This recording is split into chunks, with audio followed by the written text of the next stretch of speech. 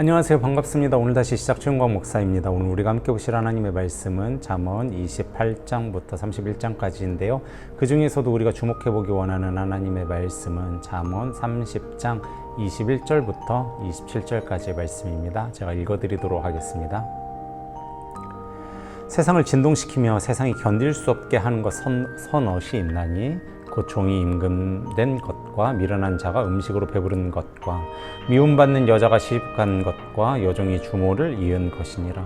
땅에 작고도 가장 지혜로운 것 넷이 있나니 곧 힘이 없는 종류로 돼 먹을 것을 여름에 준비하는 개미와 약한 종류로 돼 집을 바위 사이에 짓는 사반과 임금이 없으되 다 때를 지어다가는 메뚜기와. 아멘. 이 잠언 30장은 숫자 잠언이라고 그렇게 얘기를 하거든요. 숫자 잠언이라는 게 무슨 뜻이냐면 여기 지금 숫자가 나와 있잖아요. 뭐 이런 것들이 서너시 있다, 이런 게 서너시 있다, 이런 게 서너시 있다, 이렇게 얘기를 하고 있거든요.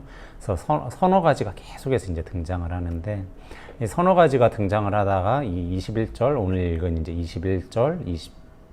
21절에 세상이 견딜 수 없을 정도로 진짜 미련하고 정말 참을 수 없는 게 서너 개가 있는데 하면서 이제 그 서너 개를 얘기하고요. 24절에 그것과 대조되는 걸 서너 개를 얘기해요. 그래서 너무나 지혜로운 게 서너 개가 있다, 이렇게 이제 이야기를 하는데요. 21절에 이 이야기하는 견딜 수 없는 것 서너 개가 있다 하면서 그 밑에 22절, 23절에 이제 쭉 이야기를 하고 있는데요. 그 22절, 23절을 읽어보면 뭐라고 얘기하고 있습니까? 이렇게 이제 이야기를 하고 있죠. 종이 임금된 것, 그 다음 미련한 자가 배부른 것, 그 다음에 미움받는 여자가 시집간 것, 여종이 주모를 이은 것, 이렇게 이제 이야기를 하고 있는데, 한마디로 정의할 수가 있어요. 되게 간단하게.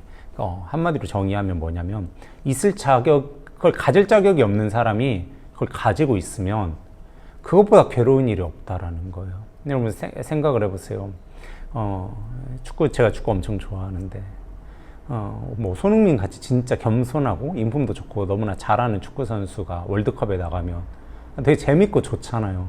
근데 실력이 없는 사람이 부정부패로 축구 국가대표로 선발이 되어서 군 면제 받으려고 그렇게 나가면 얼마나 힘이 듭니까? 그리고 그 축구의 꿈을 가지고 있는 수많은 사람들의 꿈을 짓밟는 행동이잖아요. 그러니까 자격이 없는 사람이 대표가 된다라는 것, 자격이 없는 사람이 권력을 쥐는 것만큼 괴로운 일은 없습니다. 그러면 무수히 많은 사람들이 힘이 들게 돼요. 그러니까 가지지 말아야 되는 사람이 그것을 소유하고 있는 것은 너무나 괴로운 일이 되는 거거든요.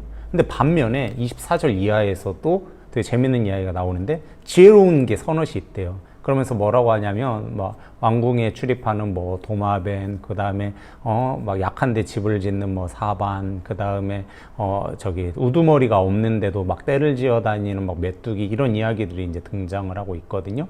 근데 얘네들도 보면은 가질 수 없는 애들이 그 일을 하고 있어요. 그러니까 사반은 어떤 애냐면은 약한 데는 집을 지을 수 없는 건데 걔는 거기다 집을 짓고, 도마뱀은 왕궁에 출입할 수 있는, 이 왕궁에 출입하기에는 미물이잖아요, 미물. 근데도 왕궁에 출입을 하고, 메뚜기는 심지어 우두머리도 없는데도 떼를 지어 다닌다는 거예요. 그러니까 얘네들도 힘이 없고요. 얘네들도 사실은 능력이 없어요. 물론 그것도 이제 능력이라면 능력일 수 있지만 얘네들도 힘이 없단 말이에요. 미물이란 말이에요. 사반, 메뚜기, 도마뱀? 여러분들에게 집사님 도마뱀 같으세요? 집사님 메뚜기 같으세요? 집사님 사반 같으세요? 기분 좋으세요? 기분 나쁘잖아요. 왜냐면 우리는 기본적으로 걔네들을 미물이라고 생각하거든요. 근데 그 미물은 가질 수 없는 걸 가지고 있어요. 그리고 우리는 그걸 뭐라고 하냐면 지혜라고 하거든요. 아까 21절 밑에 있는 사람들도 가질 수 없는 걸 가졌는데, 그 사람들한테는 뭐라고 하냐면 세상이 견딜 수 없게 어리석고 악취가 난다고 이야기를 하면서, 그 한낱 미물들이 왕궁에 이렇게 드나드는 일에 대해서는 지혜롭다라고 얘기를 한단 말이에요. 똑같이 가질 수 없는 사람들이 무언가를 소유하고 있는데 그것을 가리켜서 한쪽은 너무나 악취가 나 얘기하고 한쪽은 지혜롭다라고 얘기를 한단 말이에요. 그 차이는 무엇입니까? 가질 수 없는 것을 가진 사람들, 악취난다라고 하는 사람들에게는 그 사람들은 무엇으로 이걸 취했습니까? 욕심으로 취한 거죠.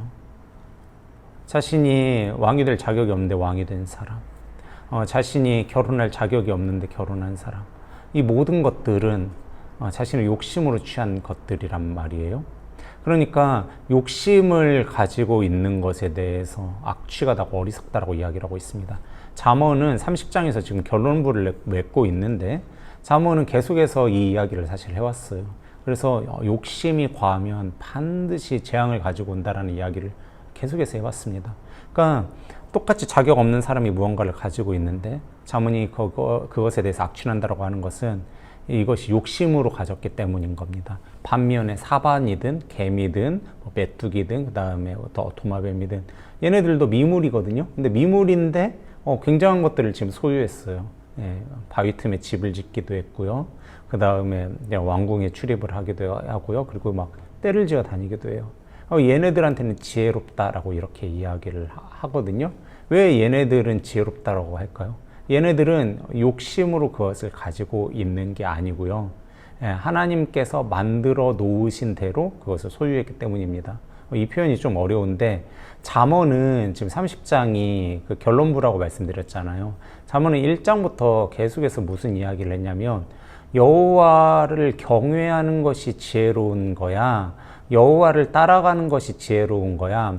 여호와가 너에게 준 것을 가지고 너가 기쁘게 감사하면서 살아가는 것이 지혜로운 거야. 이 얘기를 반복해서 한단 말이에요. 개미는, 도마뱀은, 그리고 사바는 하나님께서 자기에게 주신 지혜를 활용해 가지고 왕궁으로 다니는 거고, 우두머리가 없어도 떼를 지어 다니는 거고, 그리고 이 바위 틈에 집을 짓는 거거든요. 만약에 얘네들이 욕심을 낸다고 생각을 해보세요. 도마뱀이 내가 왕궁으로 출입할 수 있는데 하나님이 주신 것을 가지고 더 욕심을 좀 내고 싶네 해서 뭐 왕의 의자 위에 늘 올라가 있다라고 해보세요. 그 왕이 죽이지, 병사들 시켜서 죽이지 가만히 내버려 두겠습니까? 메뚜기들이 우두머리가 없어서 떼를 지어 다니는데 한 메뚜기가 예를 들어 마음의 결정을 내렸어요.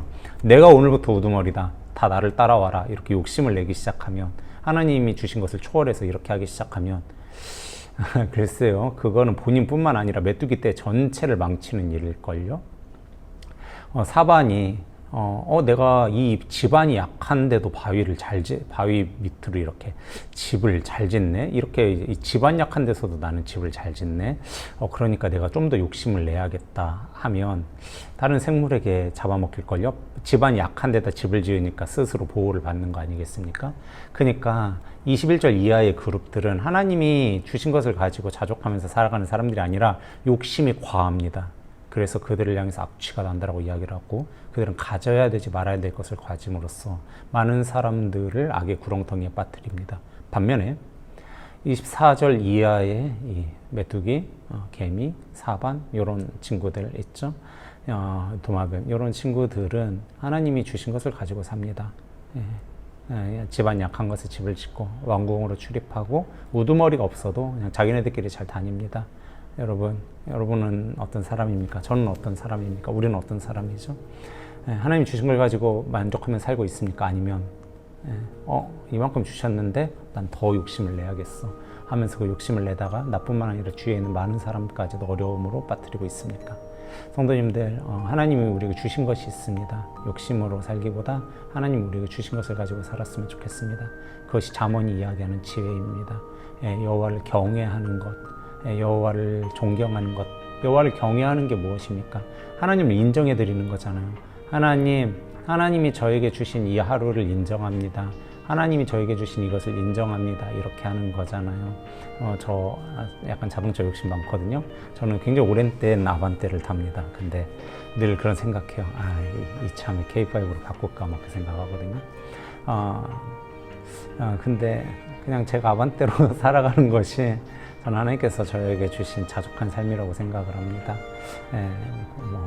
K5가 뭐 얼마나 이렇게 그거 뭐 한다고 해서 막 누군가가 저에게 뭐 엄청 욕심부려서 뭐 이렇게 하진 않을 거지만, 근데 저는 이게 자족하는 거라고 이제 생각을 합니다. 제가 이걸 늘려가지고 내가 막 제네시스를 타야지, 혹은 내가 뭐 BMW를 타야지, 내가 뭐 아우디를 타야지라고 할 때 뭐 어떻게든 뭐 돈 긁어먹으면 타겠죠. 근데 그거를 욕심을 가지는 순간부터 많은 일들이 힘들어진다고 생각합니다. 잘 아시지 않습니까? 우리의 모든 것은 자족할 때 기쁨이 넘치고 감사가 넘치고, 우리의 모든 것은 자족을 버리고 하나님 주신 것을 넘어서 욕심을 버리기 시작할 때, 그때부터 모든 게 이제 지옥이 되기 시작하는 겁니다. 성도님들, 오늘 하루 우리에게 주신 것들이 많습니다. 이것을 가지고 감사하고 자족하고 여호와를 경외하고 하나님이 주신 것들에 감사합니다, 하나님 경외합니다, 하나님 찬양합니다 하면서 살아가시는 기쁨의 성도님들 되시기를 주님의 이름으로 축원합니다. 감사합니다.